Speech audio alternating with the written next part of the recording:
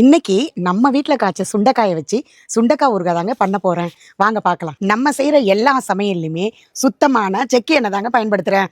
நல்லெண்ணெய் தான் இப்போ ஊற்றிக்கலாம். கடுகு போட்டுக்கலாம். இங்கே பாருங்கள், நம்ம வீட்டில் பறித்த சுத்தமான ஆர்கானிக் சுண்டைக்காய்ங்க. இதை வச்சு தான் இன்றைக்கி நம்ம ஊறுகாய் செய்ய போகிறோம். சுண்டைக்காயெல்லாம் போட்டுக்கலாம்.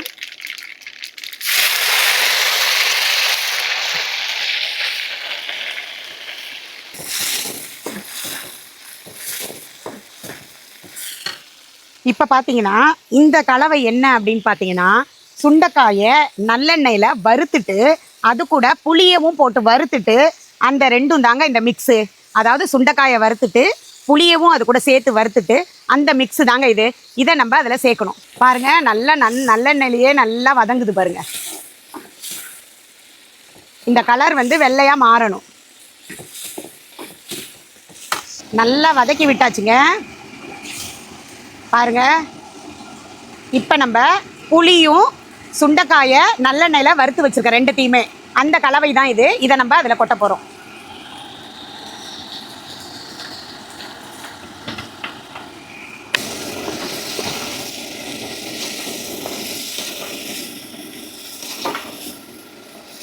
இப்போ நம்ம தனி மிளகாத்தூள் ஆட் பண்ண போகிறோம்.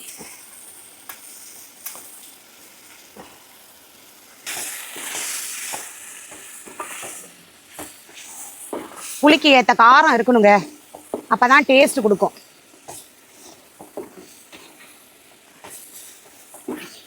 நம்ம ஊறுகாய் தாளிக்கும் போது நம்ம ஸ்பெஷலான ஒரு மசாலா போடுவோங்க, அதை தான் இப்போ போட போகிறோம். வாங்க, உப்பு தேவையான அளவு போட்டுக்கலாங்க.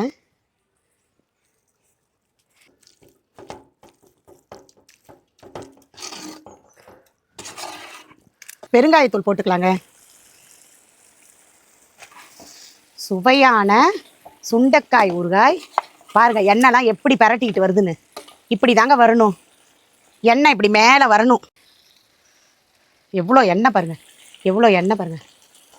எல்லாம் நல்ல எண்ணெய் தான், செக்கில் ஆட்டின மரச்செக்கு எண்ணெய். சுவையான சுண்டைக்காய் ஊறுகாய் ரெடியாக இருக்குங்க.